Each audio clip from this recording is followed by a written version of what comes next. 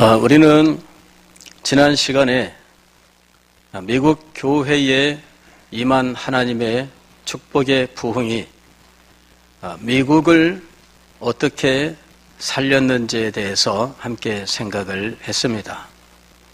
미국이라고 하는 나라는 독립할 때부터 사실은 이 부흥으로 이루어진 국가였습니다.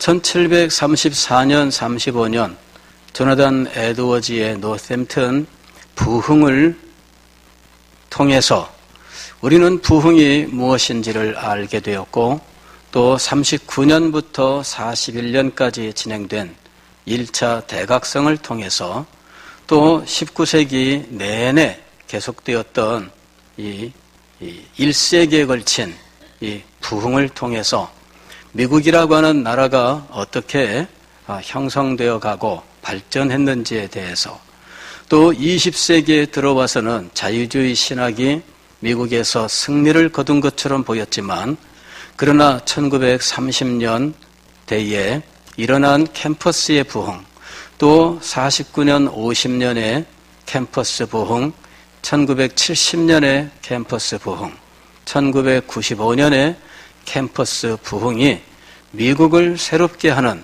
놀라운 역사를 이루어서 이제는 자유주의를 이기고 복음주의가 미국 사회를 온전히 다 점령하게 되는 놀라운 역사가 일어났다는 사실에 대해서 함께 생각을 했습니다. 미국 사회는 이제는 유럽이나 전 세계 어디에 비교해도 가장 강력한 복음주의가 살아있는 사회입니다. 그리고 미국의 교회는 그와 같은 힘과 능력이 있습니다.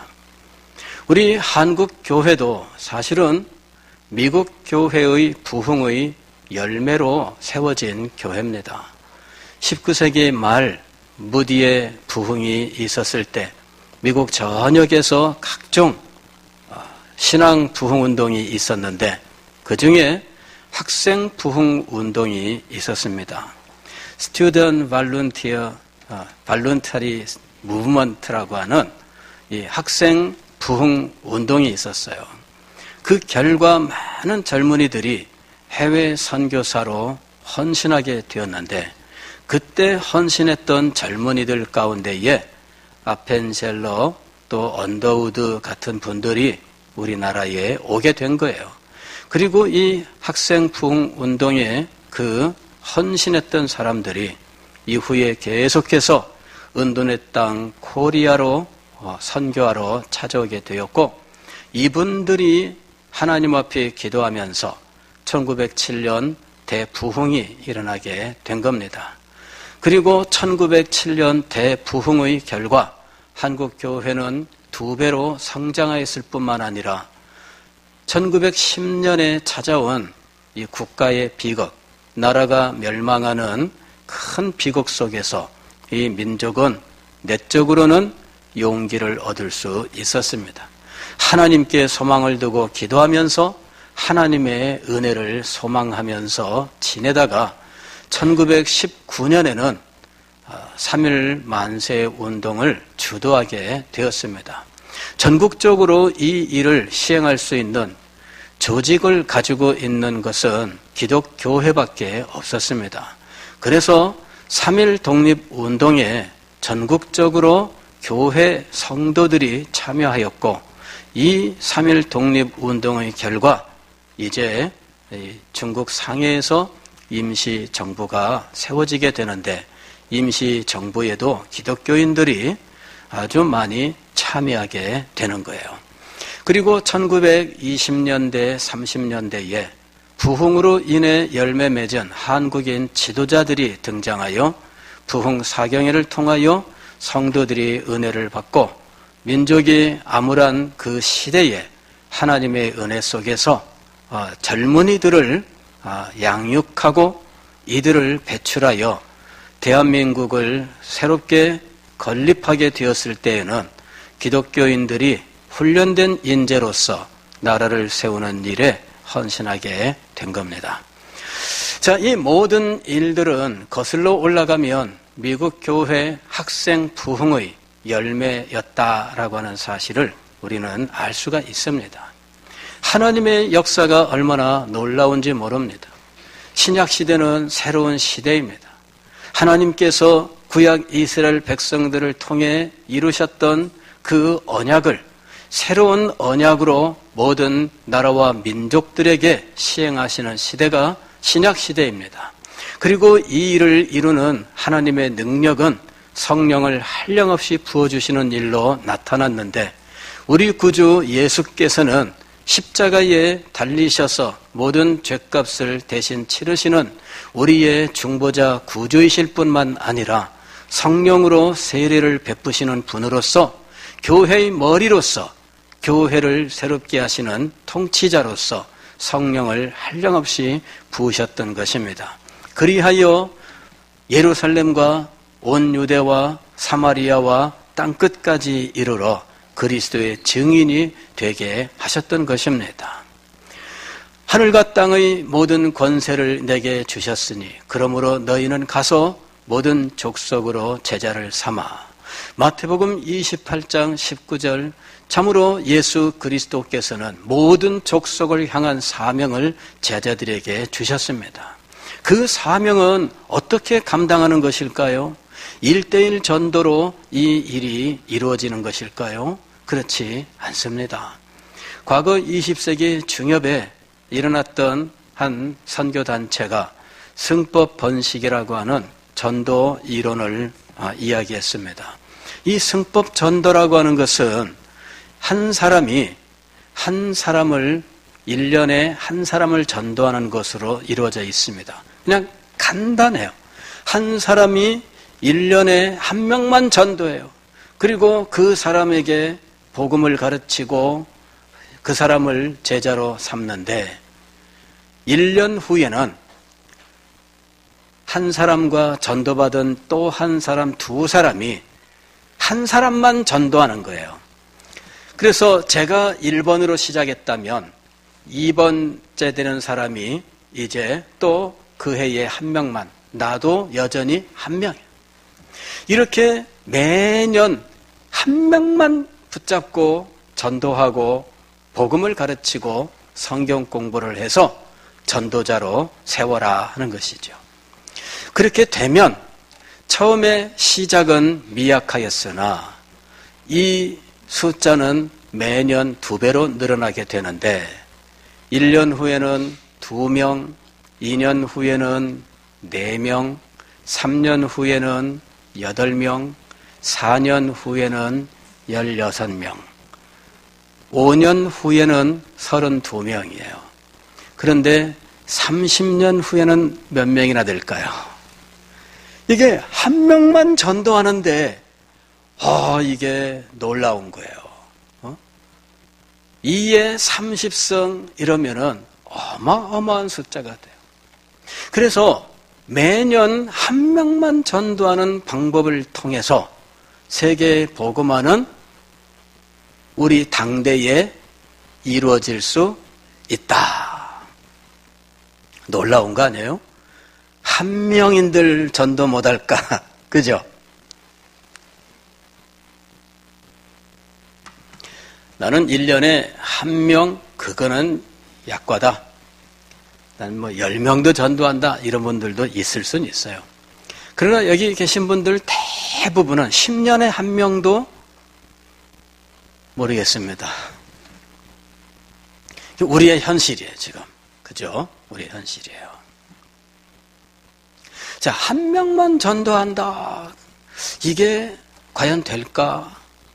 이 모든 이 승법 트리가 있어요. 나무 구조가 1, 2, 3, 4, 5 이렇게 되는데 이게 말대로 돼야 돼요. 말대로. 근데 이게 쉽지 않거든요.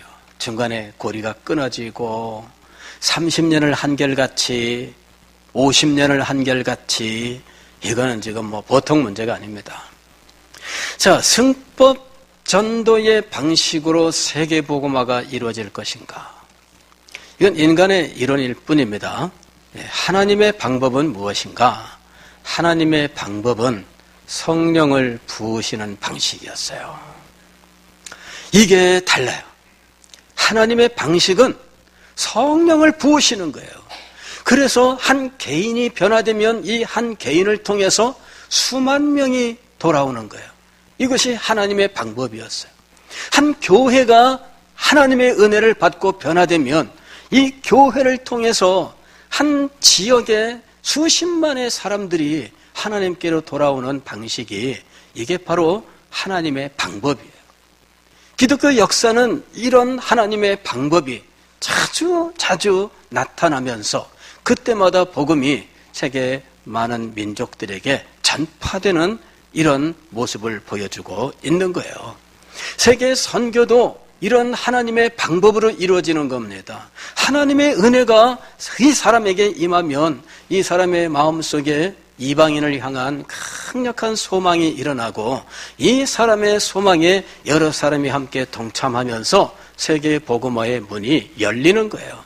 각 나라에 복음이 들어가게 된 과정이 바로 그렇게 이루어졌던 거예요. 한 국가가 변화되는 일이 하나님의 방법을 통해서 일어났다라고 하는 사실을 이미 우리가 두 번에 걸쳐서 생각을 했습니다.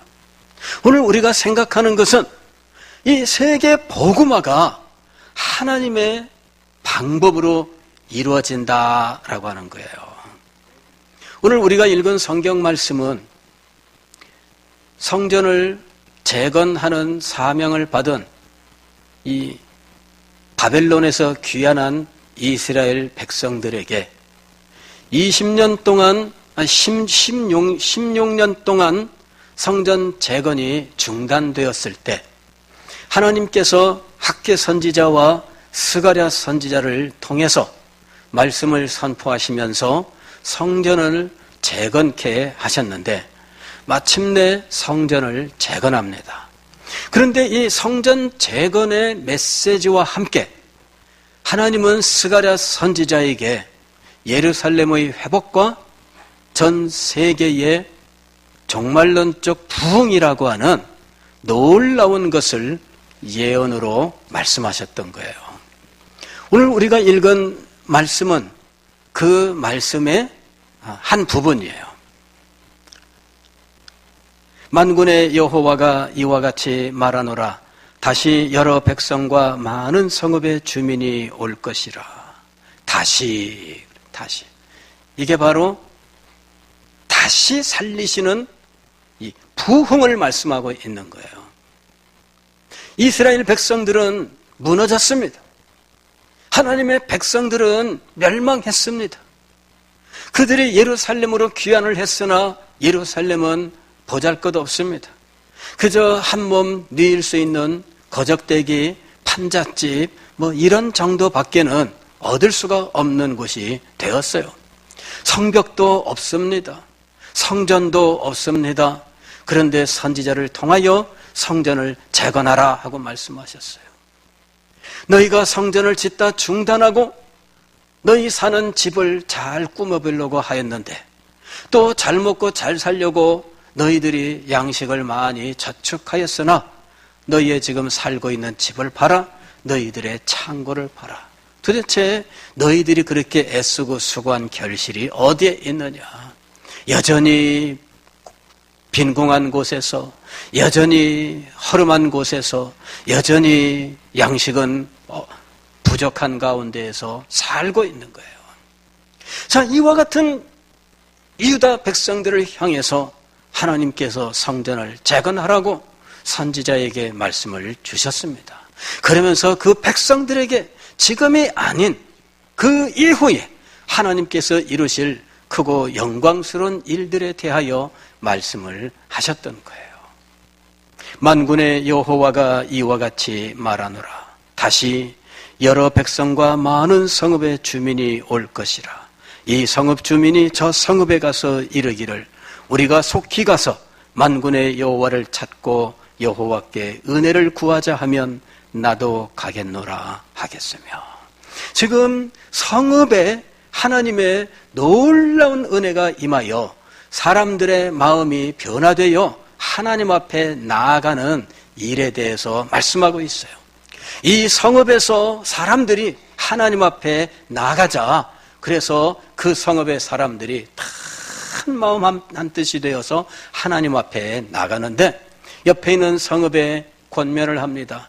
우리와 같이 하나님께 나아가자. 그랬더니 옆에 있는 성읍도 우리도 같이 가자 하면서 호응하여 나오는 거예요. 하나님 앞에 나아가는 길에 모든 성읍의 사람들이 다 동참을 하는 거예요.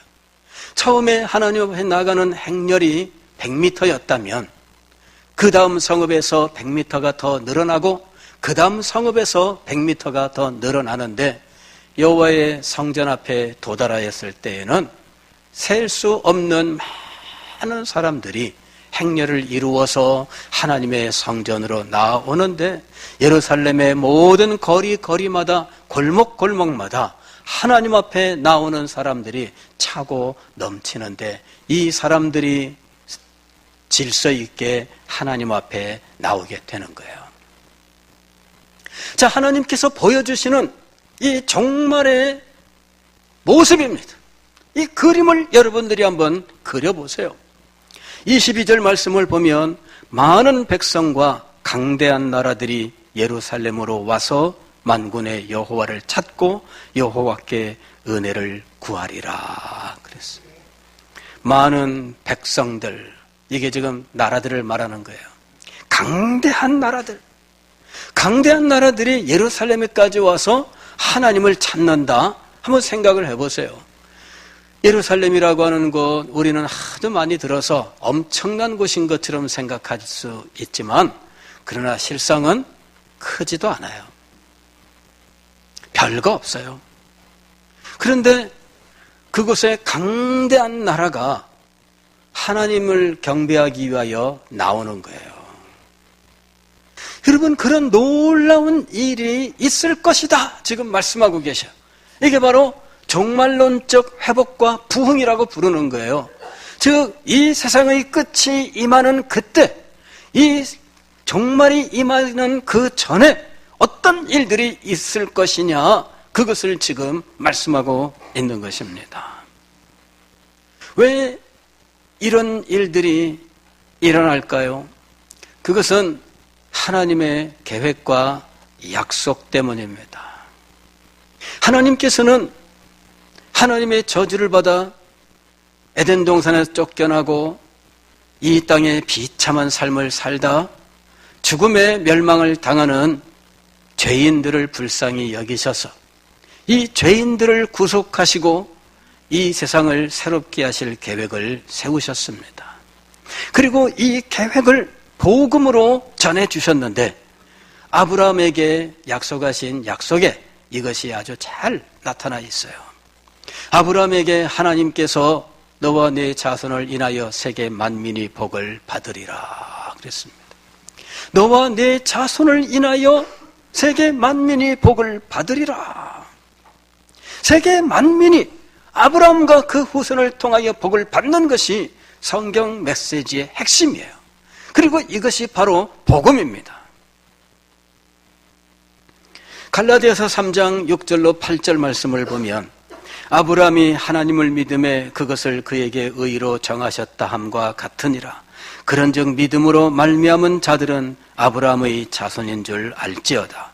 또 하나님이 이방을 믿음으로 말미암아 의로 정하실 것을 성경이 미리 알고 먼저 아브라함에게 복음을 전하되. 먼저 아브라함에게 무엇을 전하되? 복음을 전하되. 즉 아브라함의 언약은 복음을 담고 있는 거예요. 모든 이방인이 너로 말미암아 복을 받으리라 하였느니라. 그래서 우리가 믿음으로 아브라함의 자손이 되고 믿음으로 아브라함에게 약속하신 그 복을 받게 된 겁니다.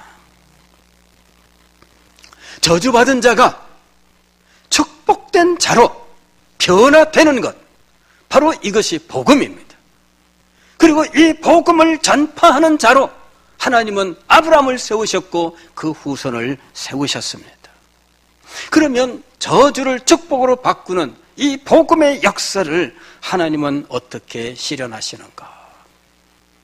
하나님께서 선지자를 통하여 주신 이 회복의 메시지는 항상 하나님께서 자기 백성 가운데 함께 계신다라고 하는 메시지를 담고 있습니다.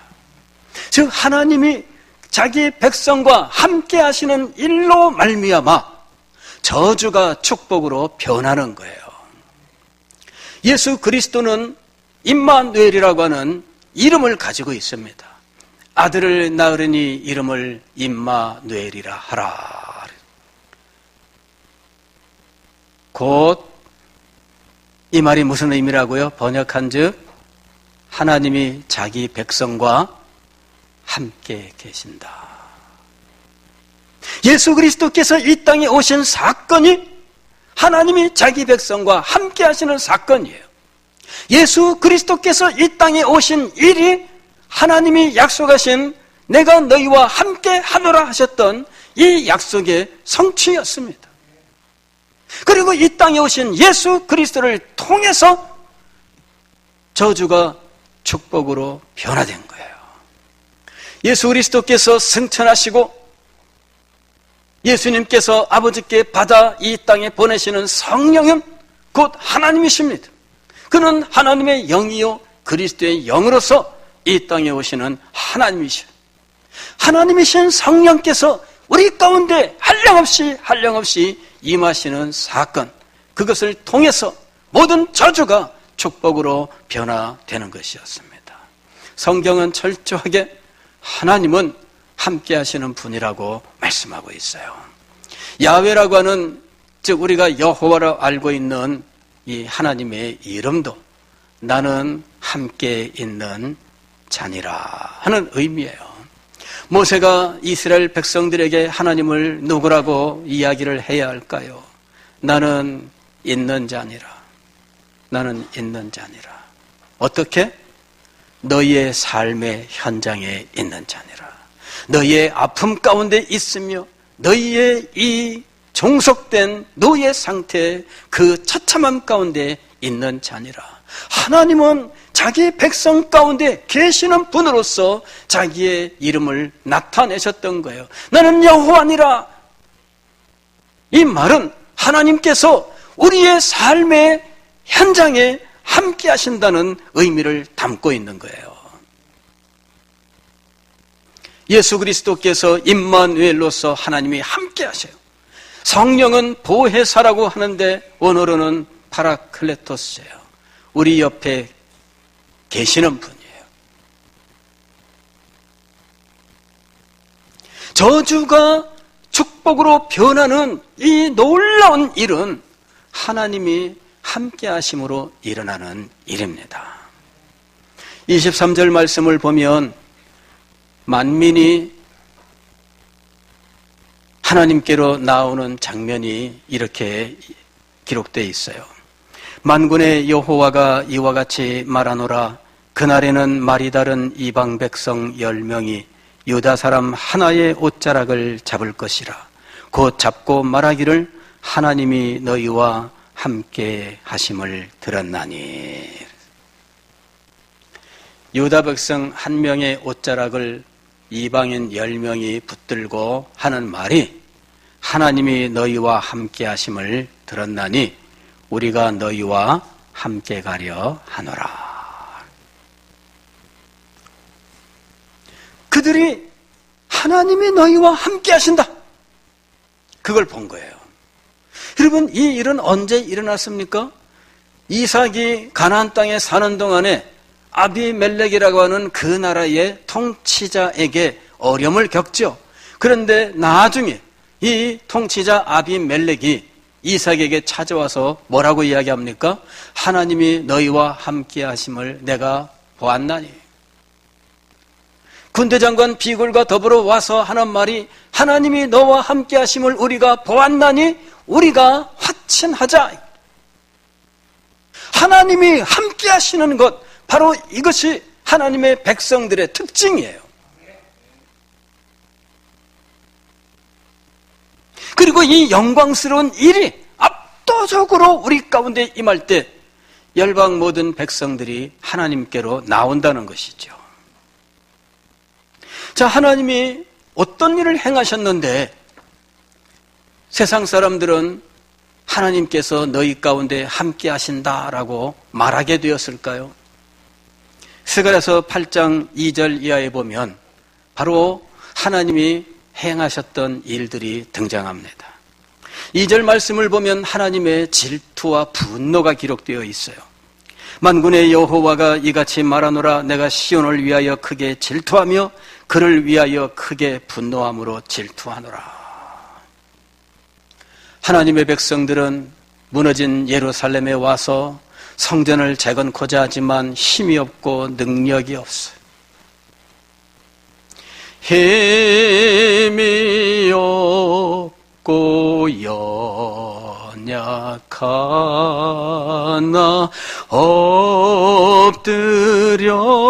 엎드려서 비오니.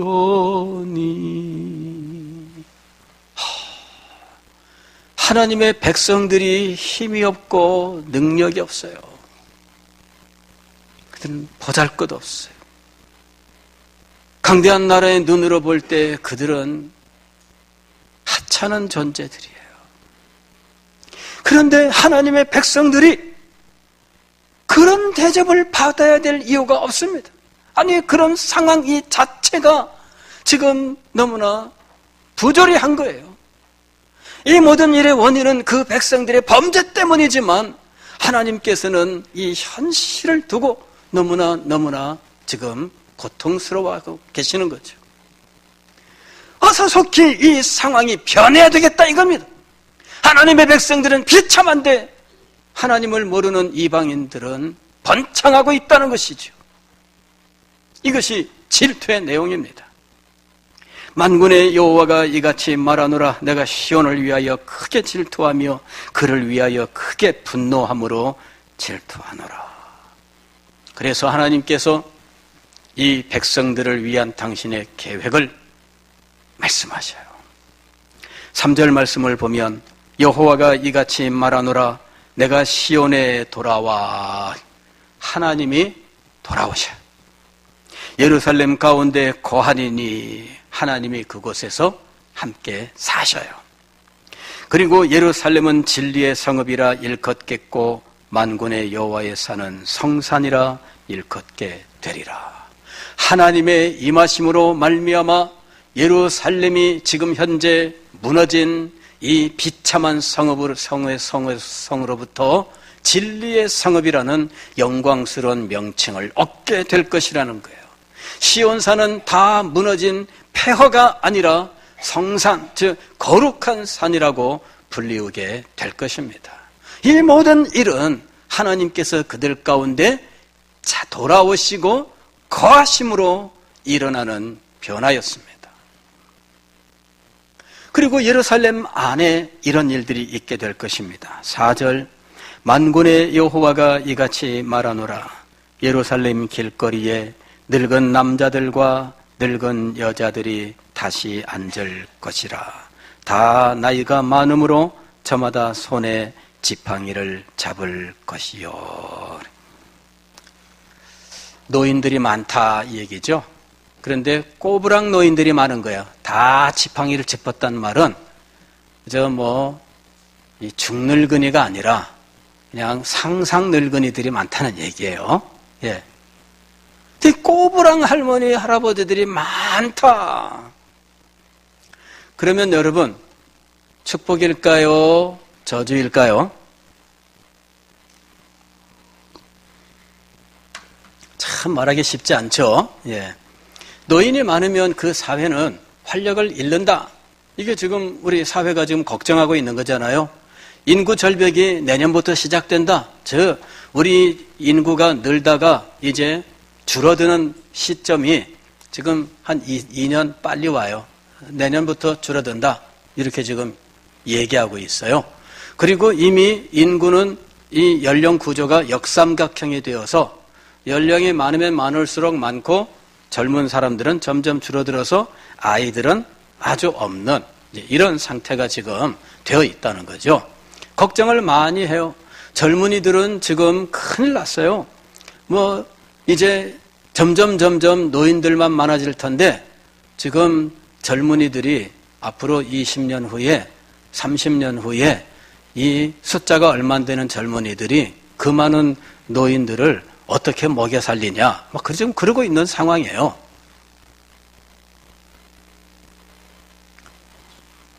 방도가 있을까요? 그래가지고 출산 장려 운동을 하느라고 10년 사이에 150조 이상을 썼대요. 제가 그랬잖아요. 10억씩 나눠주지 차라리.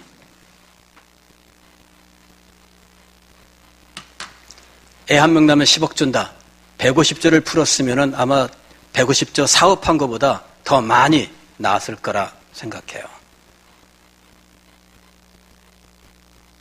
지금 노인들이 많다는 거는 사실은 굉장히 이 사회가 문제가 있다는 거예요. 그런데 성경 말씀은 끝까지 보셔야 됩니다. 5절 말씀 보세요. 그 성읍 거리에 소년과 소녀들이 가득하여 거기에서 뛰놀리라. 할렐루야. 예.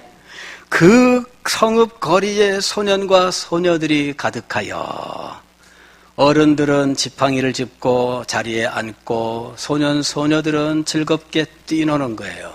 즉 노인들만 있는 곳이 아니라 소년 소녀들이 아주 많아서 거리에 나와서 마음껏 뛰노는 장면.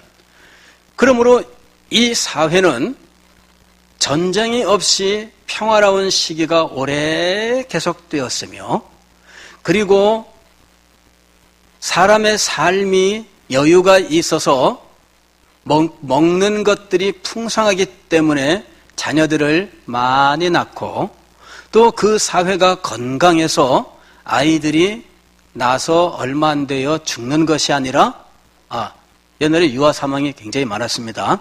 예. 근데 아이들이 정상적으로 성장하는 거예요. 그러니까 이 사회는 아주 풍성하고 건강한 사회인 거죠. 그리고 전쟁이 없는 평화로운 사회인 거예요. 자, 이 모습으로 예루살렘의 아름다운 모습, 그 영광스러운 모습, 회복된 부흥의 상태를 지금 표현하고 있는 거예요. 현재 무너진 예루살렘 그 속에서 몸부림치며 살고 있는 사람들에게 하나님의 이 말씀은 허황된 말씀으로 들릴 수 있습니다. 그러나 하나님께 이 일이 불가능하겠느냐 하는 것입니다. 6절 말씀을 보면 만군의 여호와가 이같이 말하노라. 이 일이 그날에 남은 백성의 눈에는 기이하려니와 내 눈에야 어찌 기이하겠느냐. 우리의 형편과 우리의 처지로 하나님의 약속의 말씀을 생각하면 뭐 택도 없다고 생각할지 모르지만 하나님께야 이것이 어찌 기이한 일, 즉 불가능한 일이겠느냐 하는 이야기예요. 만군의 여호와가 이같이 말하노라. 보라, 내가 내 백성을 해가 뜨는 땅과 해가 지는 땅에서부터 구원하여 내고 인도하여다가 예루살렘 가운데 거주하게 하리니 그들은 내 백성이 되고 나는 진리와 공의로 그들의 하나님이 되리라. 즉 하나님께서는 세계 만방에서부터 하나님의 백성들을 불러 모으셔서 그 땅을 가득히 채우신다는 거예요. 인간의 생각이 아닙니다. 인간의 방법이 아닙니다. 하나님의 생각이요, 하나님의 방법이요, 하나님의 계획이었습니다. 우리는 그저 우리가 낳은 아이만 생각했어요. 그러나 하나님은 세계 만민 가운데 하나님의 백성들을 생각하고 계셔요. 그리고 그들을 불러 모으시는 거죠. 바로 그 일이 지금 8장 20절 이하에서 실현되고 있는 거예요. 만군의 여호와가 이와 같이 말하노라. 그날에는 말이 다른 이방 백성 10명이 유다 사람 하나의 옷자락을 잡을 것이라. 곧 잡고 말하기를 하나님이 너희와 함께 하심을 들었나니 우리가 너희와 함께 가려 하노라.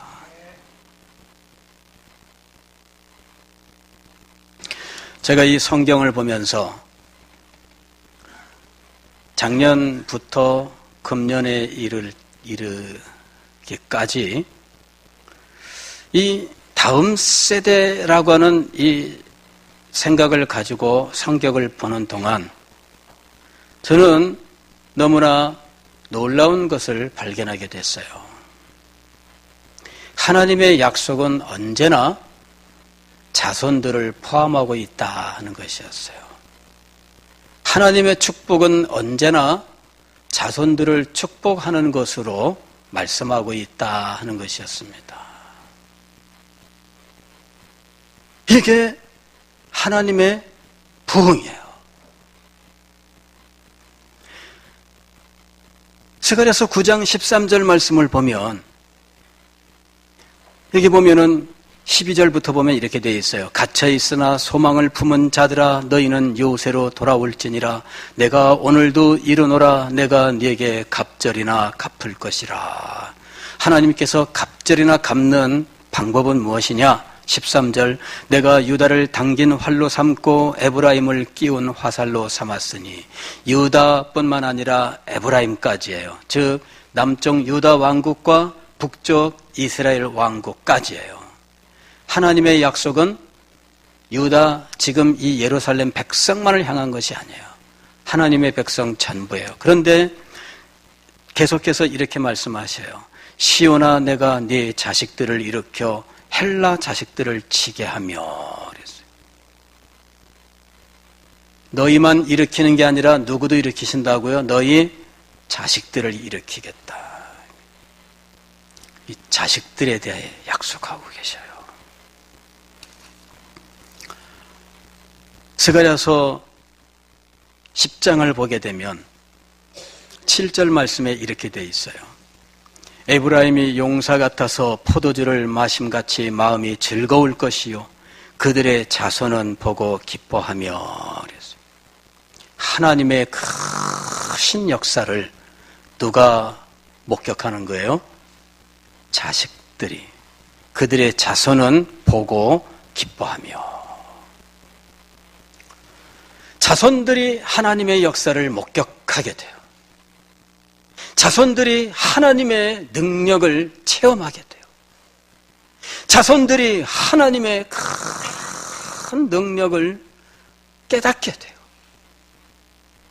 제가 여러분들에게 조나단 에드워즈에 대해서 말씀드렸죠. 그가 9살 때 아버지가 목회하던 교회에 놀라운 부흥이 임하게 돼요. 그때 그는 하루 5번 하나님 앞에 기도하고 친구들과 함께 숲속에 들어가서 자기들만의 기도회를 가졌는데 그 친구들도 역시 부모들에게 임한 부흥을 목격한 친구들이죠. 그랬으니 기도하러 가자니 다 따라온 거예요. 그들의 자손은 보고 기뻐하며 에드워즈는 12살, 13살 때 다시 한번 그 아버지 목회하던 교회에 부흥이 임하는 것을 경험해요.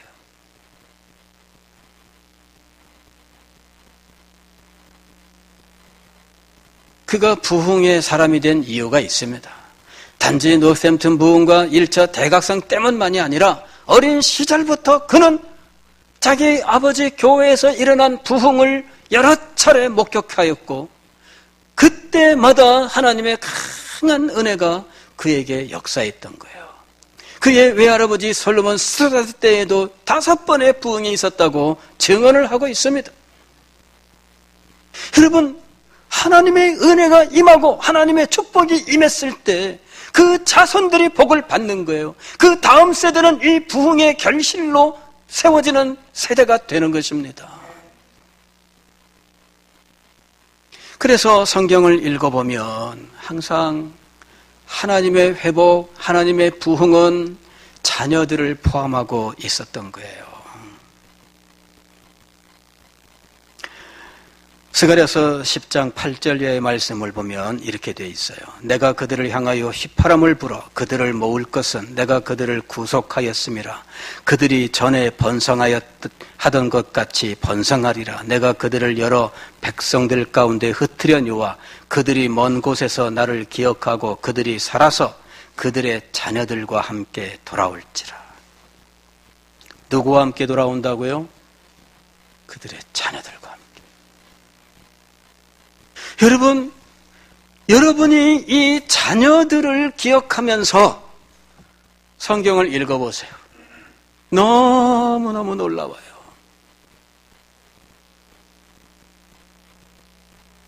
하나님께서 우리 교회를 부흥시키신다면 다음 세대가 살아나요. 우리가 다음 세대를 세우는 것이 우리가 받은 사명입니다라고 고백하며 기도하고 있습니다. 그러면 다음 세대를 세우는 일은 어떻게 이루어질까요? 하나님의 축복이 우리에게 주어짐으로. 이것이 하나님의 방법이에요. 자녀들을 잘 먹이기 위해서는 부모를 축복하시는 것이 그 방법이 되는 거죠. 그래서 하나님은 다음 세대를 준비하실 때에 항상 부모 세대를 축복하시는 거예요. 오늘 우리가 다음 세대를 생각하신다면, 우리의 자녀들을 기억하여 하나님 앞에 기도한다면, 우리는 분명히 우리가 하나님의 은혜를 받아야 된다는 사실을 기억해야 돼요. 우리가 복을 받지 않고, 우리가 하나님의 은혜를 받지 않고 다음 세대를 세울 수 없습니다.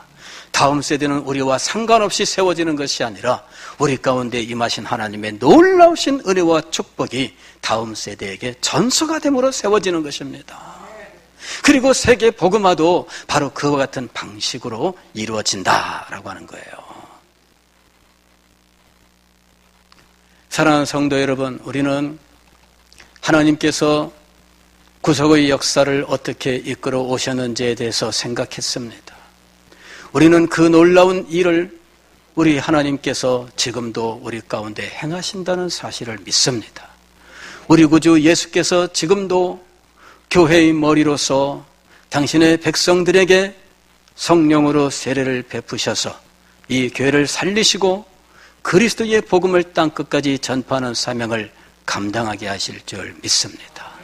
주님께서는 우리에게 놀라운 은혜와 축복을 주셔서 다음 세대를 세우시고 다음 세대 이 나라와 이 민족을 구원하게 하실 줄 믿습니다. 이 놀라운 일을 위해서 오늘 우리는 주의 은혜를 구하고 기도해야 되겠습니다. 다음 한 주일 동안 우리가 고난주간 특별 새벽 기도를 진행할 것입니다. 여러분 소망을 가지고 기도의 자리에 나오시기를 바랍니다. 그저 내가 곡을 해도 너희는 곡하지를 않았다 하는 장터의 아이들같이 되지 마시고 소망 가운데 함께 기도하고 은혜 받는 우리가 될 수 있기를 주의 이름으로 축원합니다.